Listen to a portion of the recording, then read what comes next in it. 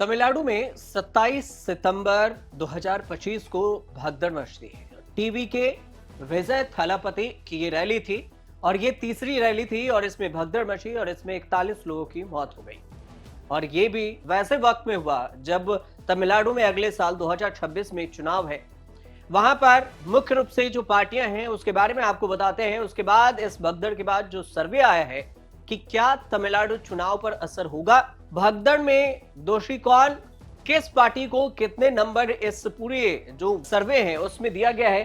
सी voter का सर्वे है, इस पर हम बात करेंगे। लेकिन इससे पहले बता दें कि तमिलनाडु में एआईएडीएमके जो कि बीजेपी गठबंधन वाले पार्टियां हैं, डीएमके कांग्रेस के साथ समर्थन वाले पार्टियां हैं और टीवी के अकेले लड़ रही है, ये कहते हुए कि हम शेर हैं और शेर जानता है कि शिकार कैसे करनी है। और ये बात किसने कहा? विजय थालापति ने।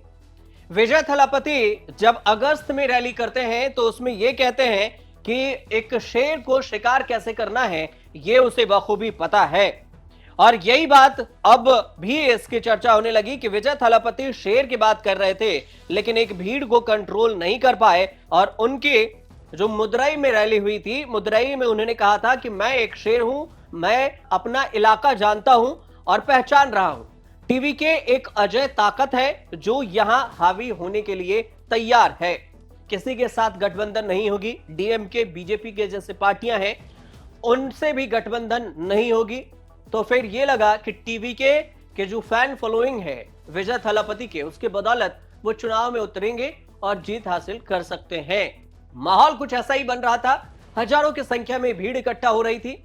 लेकिन इस बीच में पहले सर्वे को समझ लेते हैं। जो भगदड़ के बाद सर्वे आया है, सी वोटर का ये सर्वे है और इसमें आप देख सकते हैं सवाल ये था कि जो करूर की रैली में जो भगदड़ मची है उसमें मौत के लिए आप किसे दोषी मानते हैं? 41 मौत हुए हैं अभी तक, जो रिपोर्ट सामने आई है उसके अनुसार से।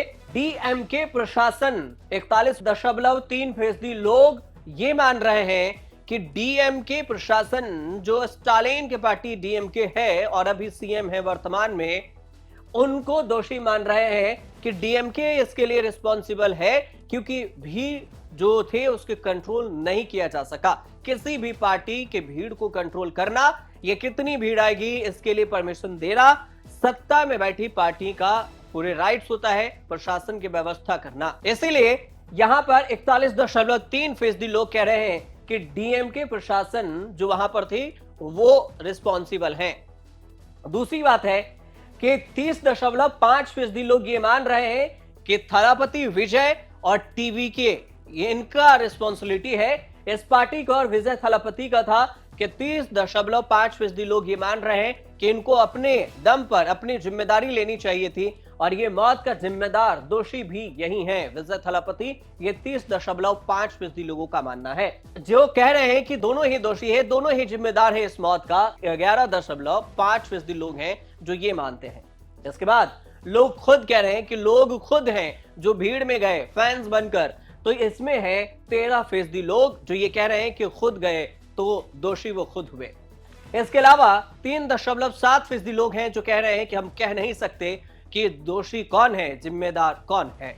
इसके बाद जो सी वोटर ने दूसरा जो सवाल पूछा था उसमें यह था कि आपके मुताबिक भगदड़ की वजह क्या रही होगी, क्योंकि इसमें कई तरह से कयासबाजी हो रही है। लोग ये कह रहे हैं और जो पुलिस प्रशासन है ये कह रही है कि हमें बताया ये गया कि 10,000 लोग इस भीड़ में आ सकते हैं जो रैली थी टीवी की।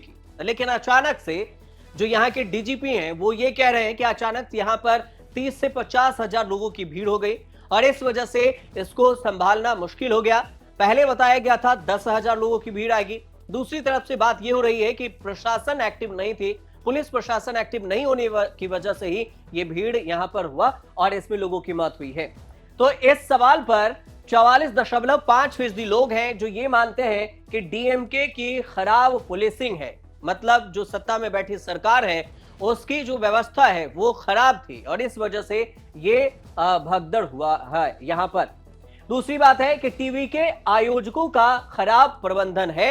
ये 26.7% लोगों का मानना है कि मैनेजमेंट ठीक नहीं था।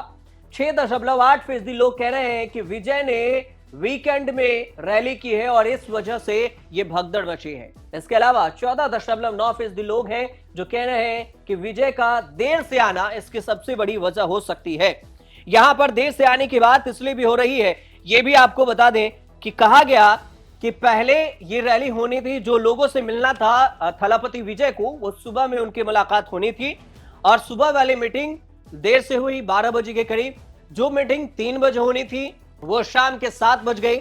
जैसे जैसे दिन ढलता गया उस हिसाब से भीड़ बढ़ती गई।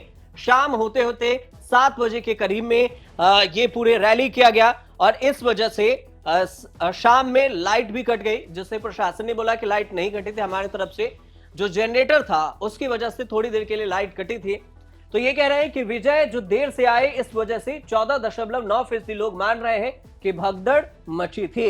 इसके अलावा 7.1% लोगों का कहना है कि हम कुछ कह नहीं सकते।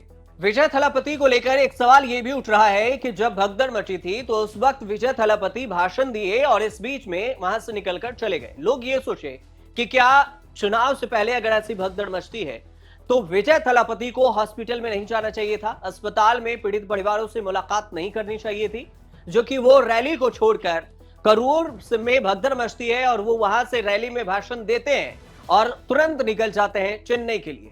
तो इस पर जो सी वोटर ने सर्वे किया उसमें सवाल यह था कि घटना के बाद विजय के चेन्नई चले जाने को आप किस प्रकार से देखते हैं।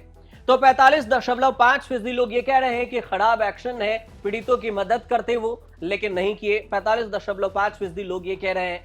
दूसरी बात 17.2% लोगों का कहना है कि ना अच्छा है ना बुरा है, जैसा उनका मन किया वैसा किए, रैली खत्म करके चेन्नई चले गए। 30.1% लोग हैं जो ये कह रहे हैं कि सही किया, रुकते तो परेशानी होती, ज्यादा लोग फैंस की वजह से भी वहां पहुंचते और इस वजह से क्राउड और भी बढ़ सकती थी, इसलिए भाषण देकर चला जाना ही ठीक था। 7.1% लोग कह रहे हैं कि हम कुछ कह नहीं सकते, कि वो जाते तो ठीक था, न जाते तो ठीक था। इसके बाद सवाल ये कि ये भगदड़ पर किसकी प्रतिक्रिया को आप सबसे सर्वश्रेष्ठ मानते हैं, सबसे बेस्ट मानते हैं। यहां पर इसके लिए आपको समझना जरूरी यह है कि कौन कौन सी पार्टियां हैं। पहले पार्टी को समझ लेते हैं। विजय थलापति ये टीवी के इनकी पार्टी है और इन्हीं की पार्टी के रैली की वजह से, विजय थलापति की मौजूदगी की वजह से यहां पर भगदड़ मची। स्टालिन डीएमके है, ये डीएमके की पार्टी है स्टालिन की, जिसमें कांग्रेस समर्थित गठबंधन है। अब पलानीस्वामी की जो पार्टी है एआईएडीएमके है और इनका बीजेपी के साथ गठबंधन है। इसके अलावा है अन्य और फिर कुछ लोग हैं जो सर्वे में कह रहे हैं कि कह नहीं सकते। अब सर्वे का सवाल समझिए कि किसकी प्रतिक्रिया को आप सर्वश्रेष्ठ मानते हैं। तो 26.3% लोग विजय की प्रतिक्रिया को अच्छा मानते हैं, बेस्ट मानते हैं। 34.3% लोग हैं जो स्टालिन ने जो तुरंत रिएक्शन दिया और सहायता मुहैया की है उसको बेस्ट मान रहे हैं। 6.8% लोग हैं जो पलानीस्वामी, जो एआईएडीएमके और बीजेपी के गठबंधन के पार्टियां हैं, उनको अच्छा मानते हैं। और 16.2% लोग हैं जो कह रहे हैं कि अन्य हैं इन तीनों के अलावे। 16.3% लोग ये भी हैं जो ये कह रहे हैं कि हम कह नहीं सकते हैं। यहां पर अन्य में 16.2% और कह नहीं सकते में 16.3% लोग हैं। तो इनमें से जो सबसे बड़ी बात यह है कि यहां पर स्टालिन ने जो क्विक एक्शन लिया है, जिस तरह से घटना के बाद तुरंत राहत मुहैया कराया, हॉस्पिटल जाकर लोगों से मुलाकात की, पीड़ितों से बातचीत किया, उसको लोग बेस्ट मान रहे हैं कि एक सीएम को ऐसा करना चाहिए। पार्टी किसी की भी हो, कहीं भी भगदड़ हो अपने राज्य में, तो तुरंत जाना चाहिए, एक्टिव मूड में रहना चाहिए। अब सवाल यह था कि विधानसभा चुनाव से पहले, जैसे 2026 में विधानसभा चुनाव है, तो इससे पहले क्या विजय थलापति के इमेज पर कोई प्रभाव पड़ेगा। सी वोटर ने इस पर जो सर्वे किया, इसमें बताया गया कि भगदड़ की घटना का विजय थलापति की लोकप्रियता और राजनीतिक करियर पर क्या प्रभाव आप देखते हैं। तो जवाब में 33% लोग हैं जो ये कह रहे हैं कि ये गहरा धक्का है, करियर खत्म हो सकता है। विधानसभा चुनाव से पहले ऐसी जो भगदड़ है आपके चुनावी रणनीति पर भी और राजनीतिक पर भी सवाल उठाता है कि आप क्राउड को कंट्रोल नहीं कर पाए। 41 लोगों की मौत हो चुकी है। इसमें 28.9% लोग ये कह रहे हैं कि मामूली नुकसान होगा, ज्यादा इस पर नुकसान नहीं हो सकता है। 28.3% लोग हैं जो कह रहे हैं कि कोई असर नहीं पड़ेगा, भगदड़ हुए, लोग मरे, इसका कोई असर विजय थलापति पर नहीं होगा, फैन फॉलोइंग्स इनके ज्यादा है। 9.8% लोग हैं जो कह रहे हैं कि हम कह नहीं सकते, असर होगा या नहीं होगा, ये चुनाव के वक्त पता चलेगा। अब जो ये अगला सवाल आप देख रहे हैं स्क्रीन पर, इसके पीछे की कहानी थोड़ा समझिए। कहानी ये है कि विजय थलापति इस पूरे भगदड़ की वजह मान रहे हैं कि साजिश के तहत इस भगदड़ को करवाया गया है, जिसमें 41 लोगों की मौत हुई। इसके बाद उन्होंने कोर्ट का दरवाजा खटखटाया, हाई कोर्ट में याचिका भी दायर की कि इसकी जांच की जाए, सीबीआई से जांच की जाए, जबकि स्टालिन ने एसआईटी का गठन किया है कि इस पूरे भगदड़ की वजह के पता लगाएं और पता करें कि यह भगदड़ कैसे मची है। तो साजिश का आरोप लगा, तो इस वजह से इसमें सी वोटर ने सवाल यह पूछा कि भगदड़ में साजिश के विजय के आरोप से आप कितना सहमत या असहमत हैं। 42.3% लोग हैं जो कह रहे हैं कि पूरी तरह से असहमत हैं, कोई साजिश नहीं हुई है। 15% लोग हैं जो कह रहे हैं कि कुछ हद तक असहमत हैं। इसके अलावा 11% लोग हैं जो ये कह रहे हैं कि ना तो सहमत हैं और ना ही असहमत हैं, हम कुछ भी नहीं हैं। इसके अलावा कुछ हद तक सहमत में 7.6% लोग हैं। पूरी तरह से सहमत में 15% लोग हैं जो ये भी कह रहे हैं कि हाँ, हम सहमत हैं कि इस भगदड़ के पीछे साजिश रची गई थी। 9.1% लोग हैं जो कह रहे हैं कि हमें नहीं पता कि भगदड़ की वजह क्या हो सकती है, साजिश रची गई थी या फिर नहीं। अब सी वोटर का जो अगला सवाल था, वो सवाल ये था कि क्या ऐसे स्थिति से पहले प्रशासन को रजिस्ट्रेशन जैसी कोई सख्त व्यवस्था करनी चाहिए कि कितने लोग आपके जो रैली है उसमें आ सकते हैं। यह सवाल था क्योंकि पहले बताया गया 10,000 लोग आएंगे, 50,000 लोग पहुंच गए, तो कैसे पहुंच गए? क्या ऐसा होना चाहिए कि प्रशासन को पहले लिखित में दें कि हमारा जो भीड़ है वो करीब करीब 10,000 के होगा या 20,000 का होगा। इस पर सी वोटर ने सर्वे किया तो यहां पर 63.8% लोग हैं जो कह रहे हैं कि हाँ, ऐसी व्यवस्था होनी चाहिए ताकि ऐसी घटना दोबारा से ना हो सके। इसके अलावा 19.8% लोग हैं जो ये कह रहे हैं कि नहीं, ऐसे व्यवस्था को कोई फायदा नहीं है, और 16.4% लोग हैं जो कह रहे हैं कि हम कह नहीं सकते कि ये व्यवस्था सही होगा या नहीं होगा। कौन होगा, कौन से नेता, कौन सी पार्टी जो इस व्यवस्था का सही आंकड़ा देगी और कहेगी कि ठीक है, हमारे में 10,000 मतलब 10,000 आएंगे या 12,000 या 15,000।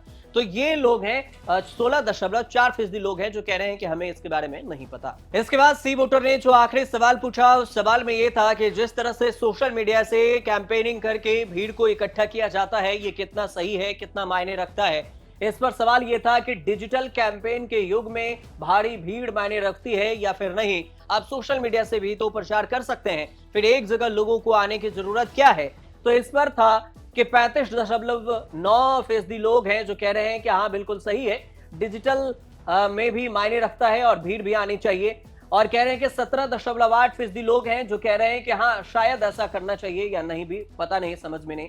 शायद नहीं में है 17% लोग, बिल्कुल नहीं में है 13.3% लोग, और इसके अलावा जो 16.1% लोग हैं जो ये कह रहे हैं कि हम कह नहीं सकते कि डिजिटल कैंपेन और डिजिटल दुनिया में आप क्राउड को बुलाएं और क्राउड से आप इसे लोगों को समझाएं, ये कितना सही है, ये हम कह नहीं सकते।